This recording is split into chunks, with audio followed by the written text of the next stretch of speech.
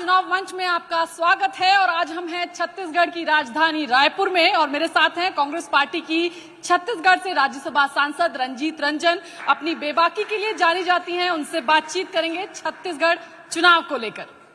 बहुत बहुत स्वागत है रंजीत रंजन जी, इंडिया टीवी के चुनाव मंच में आप आई। थैंक यू आपका बुलाने के लिए। विजय लक्ष्मी जी। पहला सवाल रंजीत जी, क्योंकि ये 5 विधानसभा का चुनाव है और 2024 से पहले जब विधानसभा के चुनाव होते हैं तो कई बार सेमीफाइनल कह दिए जाते हैं और कांग्रेस के लिए बहुत कुछ स्टेक पर है, क्योंकि 2 आपकी 4 सरकारें हैं पूरे देश में, उसमें से 2 जो हैं उनमें चुनाव होना है इन विधानसभा के चुनावों में। तो और आपके जो लीडर हैं राहुल गांधी, उन्होंने तो पहले ही कह दिया है, मार्क माई वर्ड्स, 5 राज्यों में सरकार आ रही है। तो ये कॉन्फिडेंस है कि ओवर कॉन्फिडेंस है? देखिए, ये बिल्कुल हमारा आत्मविश्वास है, बिल्कुल ओवर कॉन्फिडेंस नहीं है।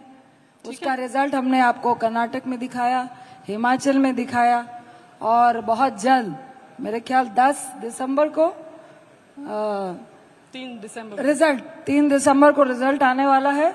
बिल्कुल मैं उस पर डिटो लगाती हूँ कि छत्तीसगढ़, राजस्थान, मध्य प्रदेश, तेलंगाना और मिजोरम 5 जगह पे कांग्रेस सरकार बना रही है और ये निश्चित तौर से 2024 का सेमीफाइनल है। लेकिन ये क्योंकि काफी सारी दिक्कतें हैं हर राज्य में, अब यहाँ पर जहाँ छत्तीसगढ़ में हम हैं, आपकी सरकार है, एंटी इनकम्बेंसी का फैक्टर है और तमाम बातें जो है बीजेपी कर रही है, लेकिन ये भी फिर भी उसके बावजूद जो है, और राजस्थान में ट्रेडिशन है कि हर 5 साल के बाद सरकार बदल जाती है, लेकिन इसके बावजूद एक हम देख रहे हैं कि एक नई सी कांग्रेस दिख रही है जो बड़ी एग्रेसिव है, जो बड़ी डिफेंसिव नहीं है। जनरली हम कहते हैं बीजेपी जो है वो लोकल चुनाव हो या लोकसभा का चुनाव हो पूरी शिद्दत से लड़ती है, इस बार ऐसा कांग्रेस करती हुई दिख रही है। तो ये जो नया एग्रेशन है ये कहां से कांग्रेस पार्टी में आ रहा है? देखिए, ये नया एग्रेशन नहीं है। एक्चुअली 2014 में भारतीय जुमला पार्टी आई थी और उन्होंने, हम काम करने वाले लोग हैं, कांग्रेस काम करने वाली लोग हैं और वो काम कर रही थी, कमी थी तो हम उसका विज्ञापन नहीं बना रहे थे, परसेप्शन नहीं क्रिएट कर रहे थे, सोशल मीडिया में ऑपोजिशन के खिलाफ ऐसा माहौल नहीं बना रहे थे। आज निश्चित तौर से हमें भाजपा ने सिखाया कि किस तरह का अग्रेशन, आप झूठ बोल के, जुमला बोलकर 14 से राज कर रहे हैं। तो हम लोगों ने यह सीखा कि एटलीस्ट जो हम लोगों ने किया है उसको दिखाना है। पहला वजह मैं बताऊंगी, हमारे राहुल गांधी जी जिन्होंने भारत जोड़ो की, 2014 से जो सबसे मुखर होकर इनकी गलत नीतियों के बारे में, चाहे नोटबंदी हो, जीएसटी हो, काले कानून फार्मर्स के हो, अभी ये अडानी घोटाला हो, अगर कोई मुखर होकर बात कर रहा है उसका नाम राहुल गांधी है। दूसरे हमारे राष्ट्रीय अध्यक्ष जो बिल्कुल सधे हुए, संभले हुए वायलेंस अध्यक्ष है। तीसरे हमारी प्रियंका गांधी जी जो बिल्कुल अग्रेशन के साथ एग्रेसिव होके उनके पोल को लगातार हर प्रदेश में खोलने का काम कर रही है। चौथे हमारे कार्यकर्ता। 5वें आवाम जो बेरोजगारी से, महंगाई से, इनकी गलत पॉलिसियों से, इनके जुमलों से, गैस सिलेंडर महंगा होने से, तमाम चीजों से परेशान है। ये सारी चीजें मिलकर हमें हमारा आत्मविश्वास दोबारा से पैदा करवाती है और निश्चित तौर से ये कांग्रेस का आत्मविश्वास, मैं आपको एक बात जोड़ना चाहूंगी, सत्ता पाने के लिए नहीं है। कांग्रेस का आत्मविश्वास आवाम को, निचले तबके के लोगों को, जिसमें महिला, किसान, मध्यम वर्ग, लघु उद्योग, ये लोग आते हैं, शिक्षा आती है, उनके लिए था, जो अब लोगों को महसूस हो रहा है एक बार फिर कांग्रेस और आवाम दोबारा से जुड़ रहे हैं। ये आत्मविश्वास कांग्रेस का और आवाम का है, जो जहां मैं खड़ी हूं वहां भी आज 71 सीट थी, 85 सीट से जीतने का काम करेंगे। तो राहुल जी ने तो ट्वीट कर दिया था, एक्सपर्ट डाल दिया था अपना ट्विटर, मार्क माय वर्ड्स। तो क्या रंजीत रंजन भी ऐसा कुछ कहेंगी? पूरा आश्वासन आपको लगता है 3 दिसंबर को बदलना तो नहीं पड़ेगा अपना वक्तव्य? देखिए, मैं कहूंगी, जब राहुल गांधी जी हमारे पूर्व राष्ट्रीय अध्यक्ष है, जब कोई लीडर डिटो लगाता है, हम सिपे सलाह रहे हैं, क्या उसके बाद मेरा डिटो लगाना वाजिब है? हमारे लीडर ने जो कहा, हम सबका कर्तव्य है उसको सच करके दिखाएंगे। और जहां मैं खड़ी हूं और जिस राजस्थान में थे, मध्य प्रदेश में से 5 प्रदेश उसको डीटो लगाएंगे। और आप रिजल्ट वाले दिन हम लोगों से पूछना कि रिजल्ट क्या होता है। रिजल्ट वाले दिन मैं आपसे पूछूंगी 3 दिसंबर को आप का स्टैंड बदलेगा तो नहीं? आपको उम्मीद हम है? भारतीय जुमला पार्टी नहीं है।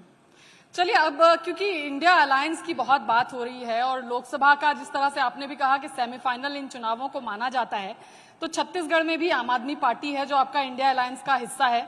इसके अलावा सीपीआई है जो बस्तर में जिसने अपने कैंडिडेट उतारने का फैसला लिया है। तो ऐसे में 2024 का लोकसभा का सेमीफाइनल से ही लग रहा है शुरुआत तो खराब हो गई आप लोगों की। देखिए, ये घबराहट बीजेपी की है। आप लोगों की मजबूरी हो सकती है ये प्रश्न पूछने की, लेकिन ये घबराहट बीजेपी की है। लेकिन प्रश्न तो जायज है। ये हमारे सीएम साहब ने, बघेल साहब ने स्पष्ट कहा कि ये विधानसभा है और 24 में लोकसभा है। और हम लोगों ने जब भी महागठबंधन की मीटिंग हुई और हमेशा ये तय किया है जहां पे जो मजबूत है वो एकजुट होकर लड़ेगा।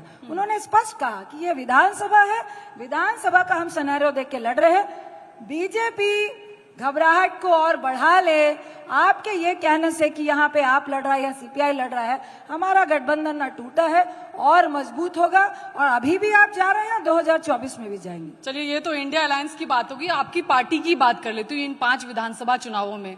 छत्तीसगढ़ की बात कर लें, यहाँ पर टीएस बावा जो है वो काफी नाराज रहे। 4 साल तक तो नाराज ही रहे, फिर उनको डिप्टी सीएम बना दिया। अब पता नहीं नाराज है कि नहीं है।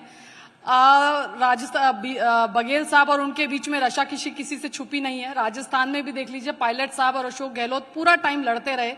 और हालात मध्य प्रदेश में भी कुछ खास नहीं है। वहां पर भी दिग्विजय सिंह और कमलनाथ जी के बीच में नोकझोंक, हालांकि कहते हैं कि बड़ी फ्रेंडली सी नोकझोंक थी वो, लेकिन नोकझोंक तो देखने को मिली, जो कैमरों पर वीडियोस भी जिसके वायरल हुए। तो ये जो अंदरूनी लड़ाई है, ये इस पे पार पाएगी कांग्रेस पार्टी विधानसभा के चुनाव में? चैलेंज तो घर में भी है। देखिए, बुरा नहीं मानिएगा, ये प्रश्न भी मुझे लगता है कि भाजपा की घबराहट है।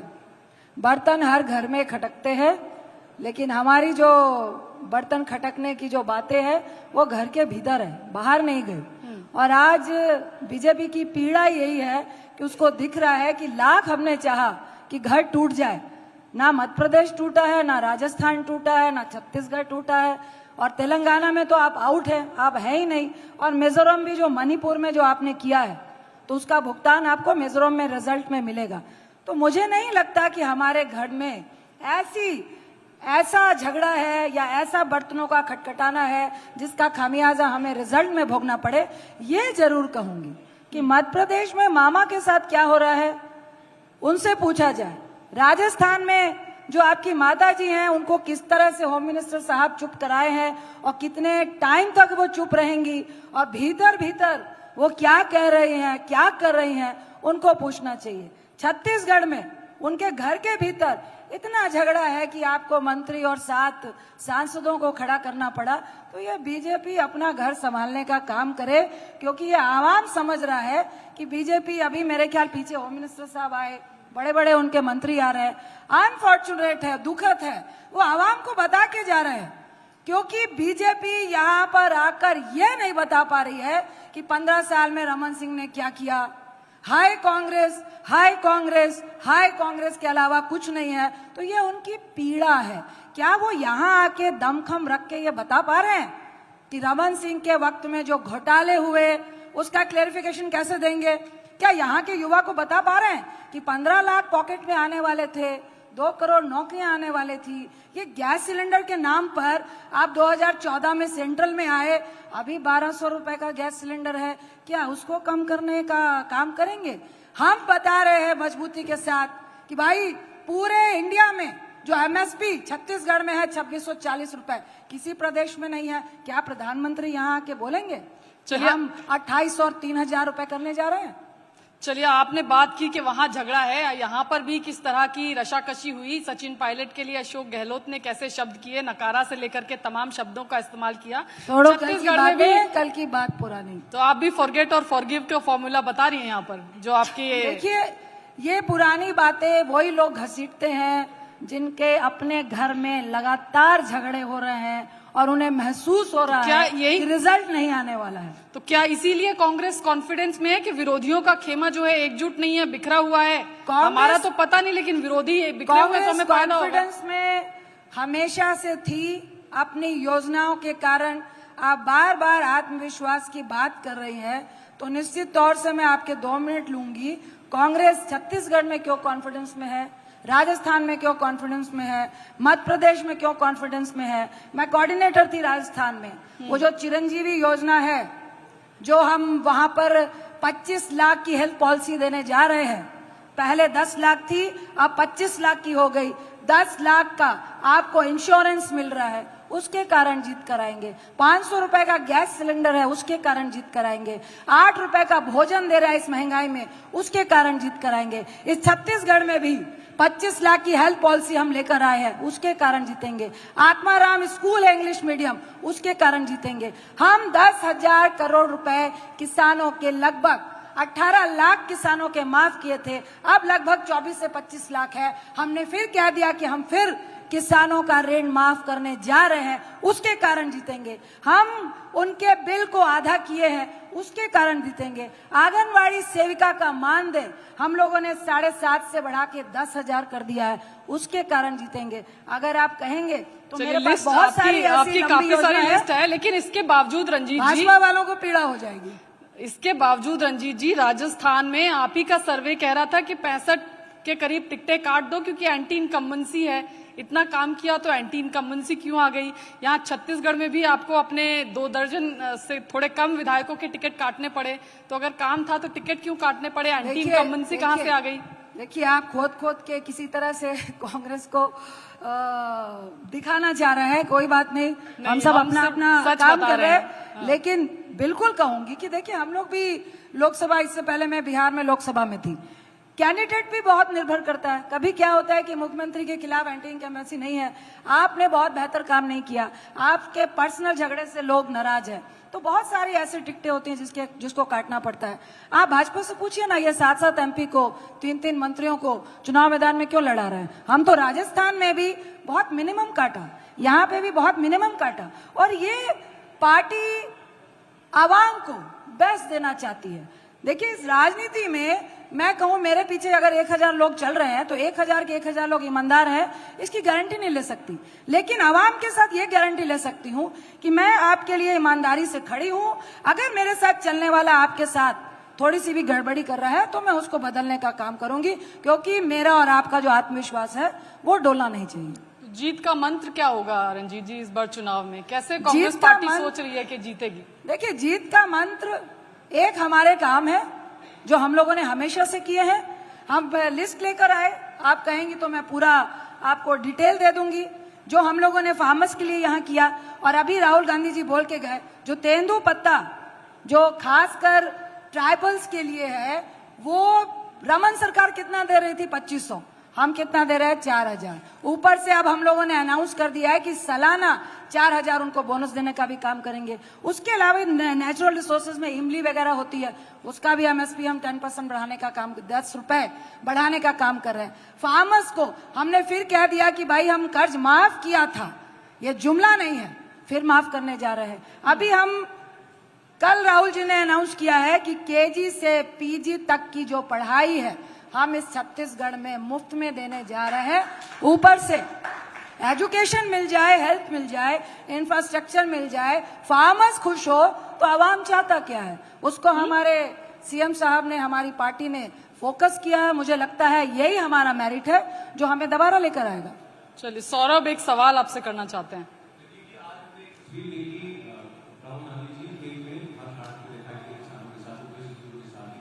इससे पहले भी हमने देखा है, वो अलग-अलग समाज के लोगों के बीच में जाते हैं, कभी बड़े कैसे काम करते हैं, वोटर कभी कैसे काम करते हैं, उनके बीच में जाते हैं, कुल्लू के बीच में रहते हैं। प्रधानमंत्री ने अपनी सभा में कहा था कि गरीब की जिंदगी को राहुल गांधी ने एडवेंचर टूरिज्म बनाया। देखिए, फिर प्रधानमंत्री राहुल गांधी जी को देख रहे हैं, खोज रहे हैं, वो हर गली में, उनको कहते हैं ना 140 करोड़ जनसंख्या का देश है। प्रधानमंत्री का काम राहुल गांधी को सर्च करते रहना है या पूरे देश को देखना है? पहला तो मेरे से आपका यही सवाल है। दूसरा, राहुल गांधी जो कर रहे हैं, और उसमें अगर किसी को अच्छा नहीं लग रहा है तो आपके प्रधानमंत्री तो इतने अच्छे, मजबूत, चालाक किस्म के राजनीतिक व्यक्ति हैं, तो वो क्यों उसको बार बार टोक रहे हैं? इसका मतलब है उनको लग रहा है कि बेनिफिट हो रहा है, लोग उनके साथ जुड़ रहे हैं, लोगों को लग रहा है कि वो बिल्कुल मेरे जैसा है। आपने जो परसेप्शन बनाई थी, राहुल गांधी किसी से मिलता नहीं है, राहुल गांधी एक्सेप्ट किसी से नॉर्मल बात नहीं करता है, राहुल गांधी बैठकर सड़क में चाय नहीं पी सकता है, आपने चाय में चर्चा, फर्क सिर्फ इतना था, राहुल गांधी जी हर व्यक्ति के बीच में बैठ रहे थे। हम लोग कांग्रेसी बताते हैं, फर्क ये था हम सोशल मीडिया में फोटो नहीं खिंचा रहे थे, अब हमने भी खिंचानी शुरू कर दी। तो पीड़ा मोदी साहब की ये है कि मैं दिख रहा था, अब राहुल जी भी दिख रहे हैं, ये पीड़ा है बस जो भारत जोड़ो से शुरू हुई है। वीडियो कौन है आपका? सबसे अच्छा वीडियो आपको कौन सा लगा? मैं बाइक चलाती हूँ, मुझे तो उनका जो लद्दाख में बाइक चला रहे थे तो मुझे अफसोस हो रहा था कि मैं क्यों नहीं थी साथ में, तो मुझे बाइक वाला अच्छा लगता है। भारत जोड़ो में जो लोगों से मिल रहे थे वो अच्छा लग रहा था। दिल्ली में करोल बाग में जो मैकेनिक लोगों से मिल रहे थे, क्योंकि वहां हम लोग भी बाइक ठीक कराने और उसको क्या मॉडिफाई करने जाते हैं, वो अच्छा लगा। जब वो दिल्ली में कूलियों की बात को सुन रहे थे वो बहुत बढ़िया लगा। लेकिन प्रियंका गांधी जी का रोल अचानक बदल गया। आजकल प्रियंका गांधी जी ज्यादा भाषण दे रही हैं। राजस्थान में देखिए, छत्तीसगढ़ देखिए, हिमाचल देखिए, तो क्या प्रियंका जी का प्रमोशन हुआ है कुछ? देखिए, हमारा घर में सब काम करते हैं, मेहनत से काम करते हैं, और मैं सैल्यूट करती हूँ प्रियंका जी को, कितना अग्रेसिव ढंग से और बड़े प्यार से भाजपा की और मोदी साहब की पोल खोलने का काम करते हैं। आपको याद होगा कर्नाटक में उन्होंने कहा था कि अभी तो आपको 20 गालियां आप बोल रहे हैं पड़ी हैं और हमें आप 55 साल से दे रहे हैं, तो मजा आया था और उसका रिजल्ट कर्नाटक ने दिया था। तो ये मैं निश्चित तौर से कहूंगी कि चाहे प्रियंका गांधी जी हो, राहुल जी हो, खड़गे साहब हो, मैडम हो, हमारे जितने भी सेकेंड लाइन के नेता है, वेणुगोपाल जी हो, सब लोग मिलकर हम लोग पार्टी के लिए, पार्टी से भी ऊपर देश के लिए, जो आज ये पार्टी है या देश को बेच के क्या भाग नहीं जाएगी, 2-3 लोगों को देने का काम करेगी। अभी मैंने सुना यहाँ पे आके कोई बोल रहा था कि भैया बघेल साहब शायद आप नहीं पूछेंगे कि एटीएम है किसी का, तो भाई मैं दिल खोल के बोलती हूँ, बघेल साहब हो या कांग्रेस हो, किसान का एटीएम है, युवाओं का एटीएम है, महंगाई को खत्म करने का एटीएम है, लेकिन भाजपा किसका एटीएम है? किसका एटीएम है? जिसके कारण राहुल गांधी को सदन से डिस्क्वालीफाई किया गया था। अडानी घोटाला और कितने कॉर्पोरेट जिनका 5.5 लाख करोड़ रुपए आपने माफ किया, कह के क्या आए थे? 15 लाख आपके पॉकेट में देंगे, गरीब के पॉकेट में देंगे। स्विस बैंक में इतना पैसा है, बेचारे जो छोटे उद्योगपति है ना, बेचारे जो 20 लाख कमाते हैं, ये मैं मोदी साहब को कोट कर रही हूँ, मैं उनको 5% दे दूंगा उसमें से। मिला क्या? यहाँ भी बहुत से लोग बैठे होंगे, तो ये फर्क है भाई साहब। अब तो सोनिया गांधी जी की भी बहुत करीब है, तो सोनिया जी का भी रोल अचानक बढ़ गया। अब ऐसा लग रहा है सोनिया जी पूरी पार्टी को डायरेक्ट कर रही हैं। देखिए, ये आप लोगों की सोच है। मैडम जिस जगह पे है और जिस तरह की है, उनका रिस्पेक्ट ना कभी घटा था ना घटेगा। वो हमेशा से पार्टी को संजो के, देश को संजो के, पिरो के ले जाने वाली महिला है। एक भारतीय नारी किस तरह से होनी चाहिए, और मैं जरूर एक महिला के बारे में ये बोलूंगी कि जो महिला घर अच्छे से संभाल पाती है वही देश संभालती है, उसका नाम सोनिया गांधी है। तो सोनिया गांधी जी का कब कद या काम बढ़ा कब घटा, ये आप परसेप्शन बना सकते हैं। हमारे लिए हमेशा से जो थी और जिंदगी भर रहेंगी। चलिए, तो क्या सोनिया गांधी यहाँ भी आएंगी प्रचार करने, दिखेंगी चुनाव में? देखिए, ये पार्टी तय करती है और उनकी हेल्थ को देखकर पार्टी तय करती है, लेकिन मैडम को हम लोगों ने बहुत करीब से देखा है।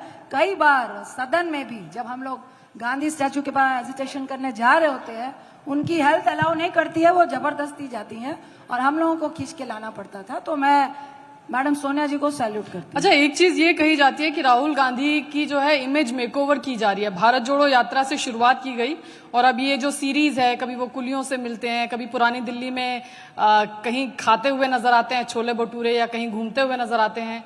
ये एक इमेज उनका मेकओवर करने की कोशिश है, ये कामयाब हो रही है कोशिश? ये इमेज मेकओवर करने का जो वक्त है ना, अब मोदी साहब का आ गया, अमित शाह का आ गया, भारतीय जुमला पार्टी का आ गया, क्योंकि इन्होंने अपनी इमेज जो फेक इमेज थी 2014 से 23 तक तो बना ली। अब ये जो फेक इमेज है ये अब धूमिल हो रही है।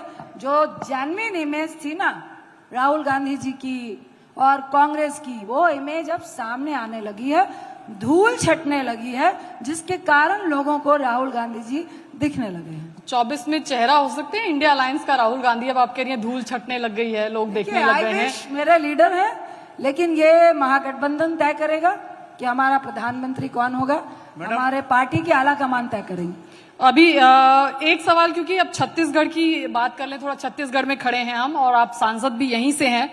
आप भी घोटालों का जिक्र करते हुए सत्ता में यहाँ आए थे, रमन सिंह के तमाम घोटालों को कांग्रेस पार्टी ने गिनाया था, और अब इन्हीं घोटालों का जिक्र चाहे प्रधानमंत्री आए चाहे गृह मंत्री आए, इन्हीं घोटालों का लगातार जिक्र होता है और कैसी शब्दावली का इस्तेमाल होता है वो भी किसी से कम नहीं है। भ्रष्टाचार का कीर्तिमान स्थापित कर दिया है, ये बोला अमित शाह साहब ने। अभी देखिए कह रहे हैं कि 15,000 करोड़ के घोटाले हैं, 5,000 करोड़ का गरीब अन्न कल्याण योजना घोटाला बता रहे हैं, 2100 करोड़ का शराब घोटाला, 540 करोड़ का कोल घोटाला, और तो और कह रहे हैं कि गोबर में भी बेईमानी कर दी कांग्रेस पार्टी ने, बघेल साहब ने, और 1300 करोड़ का गोठान घोटाला, 600 करोड़ का पीडीएस घोटाला, चारा खा रहे हैं, ऐसा भी अमित शाह साहब जब आए तो बोला। तो घोटालों की फहरिस्त तो यहाँ भी लंबी है आपके विरोधियों की। अगर आप एक एक करके पूछते ना तो एक एक करके मैं सबका डिटेल बताती। जैसे शराब घोटाला है, शराब घोटाला लाइक 2G स्कैम जो यूपीए 2 का इन्होंने इन्वेंट किया था और बाद में सुप्रीम कोर्ट ने बोला कि यहाँ कोई घोटाला नहीं हुआ है। दूसरी बात, वो कहते फिरते हैं कि शराब बोला था, बंद नहीं की। तो कोरोना में ये जो प्रदेश है 7 प्रदेशों से घिरा हुआ है और सबसे ज्यादा कोई अवैध शराब अगर छत्तीसगढ़ में आ रही थी, वो आ रही थी मध्य प्रदेश से, उत्तर प्रदेश से और महाराष्ट्र से। चौथी बात, 7 प्रदेशों से घिरे हुए प्रदेश में शराबबंदी करके भी अवैध शराब का आना बहुत वाजिब है। हमारे मुख्यमंत्री ने प्रधानमंत्री को चिट्ठी लिखी है, मैं कोट कर रही हूँ, कि भैया पूरे देश में शराबबंदी करो ताकि छत्तीसगढ़ में भी शराबबंदी हो। लेकिन आपने तो पिछले मैनिफेस्टो में कहा था शराबबंदी करेंगे। इसी का जवाब दिया, आप पूछे, लेकिन उन्होंने आज तक इसका जवाब नहीं दिया। हमने आपको मजबूरी बताई कि सबसे ज्यादा अवैध जो शराब है वो मध्य प्रदेश, उत्तर प्रदेश और महाराष्ट्र से आ रही थी। तो निश्चित तौर से हम प्रधानमंत्री से गुहार लगा रहे हैं कि भैया कम से कम जो 7 प्रदेश है आप उसी में शराबबंदी कर दीजिए। लेकिन आपके मैनिफेस्टो में था ना, ये बाकियों के मैनिफेस्टो में तो था नहीं। बिल्कुल, हम मजबूरी बता रहे हैं कि जब कोरोना में हम बंद थे, उसके बाद आपकी सबसे ज्यादा जो अवैध शराब है आपके प्रदेशों से आ रही है, जिसके कारण मुख्यमंत्री ने पत्र लिखा कि आप पूरे देश में शराबबंदी कीजिए। हम तो साफ सच्चाई से कह रहे हैं। और जहां तक शराब घोटाले की बात है, ये हम लोग दावे के साथ कह सकते हैं कि ये भाजपा का फैलाया हुआ 2G जैसा स्कैम है, जिसके अंदर से कोई घोटाला नहीं निकलना है। अभी क्योंकि आपने कहा कि शराब घोटाले को लेकर के तमाम आपने कांग्रेस के सामने क्या दिक्कतें हैं वो गिनाई, तो क्या अब जो मैनिफेस्टो आएगा उसमें फिर से एक बार शराबबंदी की बात कांग्रेस करेगी, या इस बार मैनिफेस्टो से ये मुद्दा नदारत रहने वाला है? देखिए, ये मैनिफेस्टो कमेटी तय करेगी, ये यहाँ पे मैं नहीं तय कर सकती। क्योंकि आधी आबादी की आप बात करते हैं। अब मैं जरा आ जाऊं, क्योंकि women reservation bill pay Congress party की तरफ से आप पहली वक्ता थी, और अभी जो आधी आबादी को जो टिकट का डिस्ट्रीब्यूशन हुआ है, अभी जहां तक हालांकि कई राज्यों में नहीं हुआ है, बहुत ज्यादा अच्छे फिगर्स नहीं है, 20% तक मैक्सिमम आंकड़ा जाता है। फिर आप तो आधी आबादी को आधे हक की बात करते हैं, शुरुआती कर देते हैं कम से कम। यहाँ हमने पिछली बार भी लगभग 14 लोग को दी थी टिकट, और जिसमें 13 जीत कर आई थी। भाजपा ने 13 को दी थी, सिर्फ एक महिला जीत कर आई थी। हम मध्य प्रदेश में अभी 29 टिकट दे चुके हैं, राजस्थान में 97 में 14 दे चुके हैं। पिछली बार 30 दी थी, इस बार भी मेरे ख्याल से 30 का आंकड़ा है। निश्चित तौर से मैं कहूंगी कि देखिए, चुनाव में विनेबिलिटी, उनका वहां पे वर्क, वहां किस तरह से काम करे वो बहुत डिपेंड करता है। लेकिन भाजपा अगर ये बोल रही है, तो अभी ये महिला रिजर्वेशन बिल लेकर आए थे, आप सब समझदार लोग हैं, आप लोगों ने पोस्ट डेटेड चेक सुना होगा ना, कि हम कोई गाड़ी लेते हैं, वो लेते हैं तो पोस्ट डेटेड चेक देते हैं। कभी पोस्ट डेटेड बिल सुना है क्या?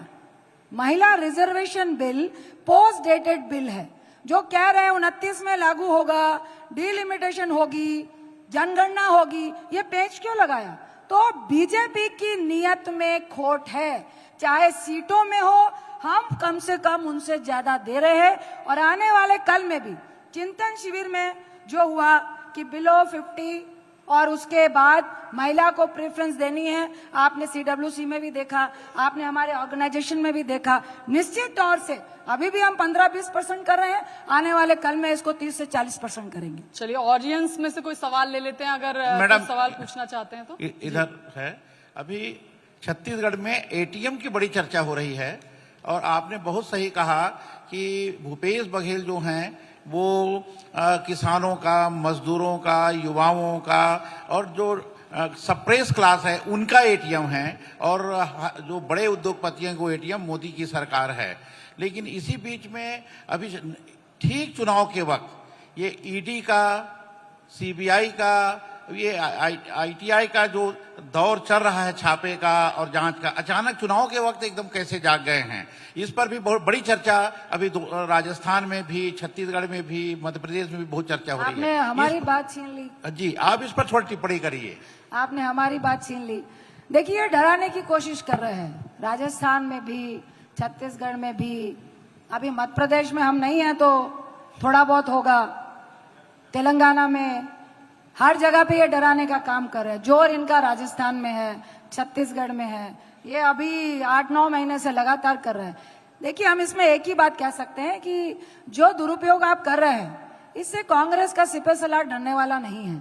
आपने 60-60 घंटे राहुल गांधी जी को भी बैठाया था, आपने मैडम सोनिया जी को, जो आप घर में भी पूछताछ कर सकते थे, जबरदस्ती 2 दिन ईडी ऑफिस में बुलाया और मैडम ने बोला कि नहीं, मैं जाकर वहां पे घंटे बिताने के लिए तैयार हूं। तो जिस तरह से ये डराने का प्रयास कर रहे हैं, आप ईडी लाइए, सीबीआई लाइए, आईटी की रेड डलवाइए, हम डरना ना डरे थे ना डरेंगे। और इस डरने से आप सोचें कि कांग्रेस नहीं आएगी तो ये उनका भ्रम है। आप जितना डराएंगे हम उतने मजबूत होंगे, क्योंकि राहुल गांधी जी का फिर मैं आपको जिक्र करूंगी, उन्होंने बार बार कहा, जब उनको सदन में भी डिस्क्वालीफाई किया गया, क्यों?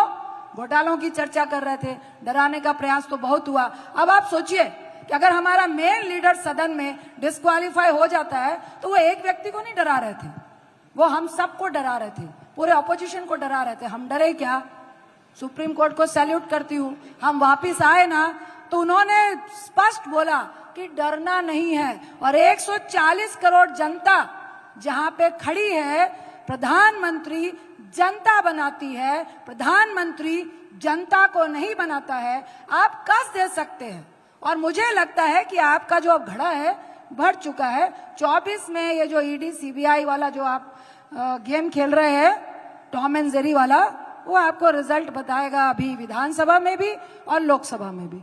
चलिए और कोई सवाल? मैम, अडानी ग्रुप की बात हुई, बहुत मुद्दा, इसको बड़ा मुद्दा आपकी पार्टी ने, राहुल जी ने बनाया हुआ है। 25,000 करोड़ रुपए का व्यापार निवेश किया हुआ है छत्तीसगढ़ के अंदर अडानी जी ने। और ये बात भी सही है कि सेंटर जो है वो खदानें अलॉट करता है, लेकिन उसके लिए जो लोकल क्लियरेंसेज होती हैं, फॉरेस्ट की क्लियरेंसेज होती हैं, अदर्स जो होती हैं, वो राज्य की सरकार देती है। और राज्य अगर मना करती है तो केंद्र भी वो खदान वापस ले लेता है, अलॉटमेंट वापस कर लेता है। इनफैक्ट जो यहाँ की एक खदान राजस्थान को दी गई थी, उसमें काम शुरू हो, इसके लिए तो राजस्थान के मुख्यमंत्री अशोक गहलोत यहां आए थे, भूपेश बघेल जी से मुलाकात की थी, सेम डे उसको क्लियरेंस दे दी गई थी। तो फिर आपका आरोप कि बिल्कुल अडानी, जवाब देती हूँ, ये मैंने सत्याग्रह में बोला था। देखिए, हम राजनीतिक व्यक्ति हैं, कॉरपोरेट को हम सपोर्ट भी करेंगे, उद्योगपतियों को सपोर्ट भी करेंगे। हम चाहते हैं वो बिजनेस करे जिनके कारण आवाम को रोजगार मिलेगा। लेकिन उसमें अगर कोई व्यक्ति बेईमानी करता है तो अगर मेरे साथ चलने वाला व्यक्ति, मैं उसको, उसका काम है, हमारा काम है अपने प्रदेश में पैसा लाना, उद्योग को एक्सपेंड करना, जिसके कारण हमारे लोगों को रोजगार मिले। लेकिन अगर वो व्यक्ति का घोटाला निकलता है तो हम लोग आज भी कहते हैं, राजस्थान में लिया लेंगे, छत्तीसगढ़ में लिया लेंगे, कल मध्य प्रदेश में आती है, अडानी हो, जो भी घोटाले वाले हैं, अगर वहां पे भी काम है और अभी तक आप कार्रवाई नहीं कर रहे हैं और हमें अपने प्रदेश में रोजगार चाहिए तो हम ले रहे हैं। लेकिन मैंने बोला कि प्रधानमंत्री जो कहते हैं ना खाऊंगा ना खाने दूंगा, अगर बगल वाला आपका दोस्त है तो सीना तान के बोलिए ना दोस्त है। अगर बगल वाला दोस्त घोटाला कर रहा है तो अगर आप ईमानदार हैं तो आप तो 140 करोड़ के हैं ना, आप बोलिए मेरा दोस्त है, दुख है, लेकिन ये घोटालेबाज है तो मैं इस पे कार्रवाई करूंगा। मैं आज भी कह रही हूं कि राजस्थान में लिया या छत्तीसगढ़ में लिया तो हम पक्ष ले रहे हैं क्या? यही तो कांग्रेस है कि हम ले भी रहे हैं क्योंकि उसका काम है, वो पॉकेट में हमें फ्री में नहीं दे रहा है। लेकिन अगर वो घोटालेबाज है तो कांग्रेस की अगर सरकार होती तो उस पे कार्रवाई भी होती, और घोटाला होता तो जेल जाता। तो घोटाले का कार्रवाई क्यों नहीं हो रहा है? हमारी यही डिमांड है। चलिए अब अंतिम सवाल आपसे ले लेते हैं रंजीत जी। चेहरा कौन होगा, क्योंकि कांग्रेस का कैंपेन पहले शुरू हुआ था भूपेश है तो भरोसा है, और फिर बीच में बदल गया कांग्रेस है तो भरोसा है का कैंपेन अभी चल रहा है कांग्रेस में। तो अब इस बार लड़ाई तो नहीं होगी पिछली बार की तरह, भूपेश बघेल आपका चेहरा है या बाबा बन जाएंगे अगर सरकार के नंबर्स आपके पास आ गए एक बार फिर से? देखिए, कांग्रेस है तो भरोसा है, 5 प्रदेशों का चुनाव है, लड़ कौन रहा है?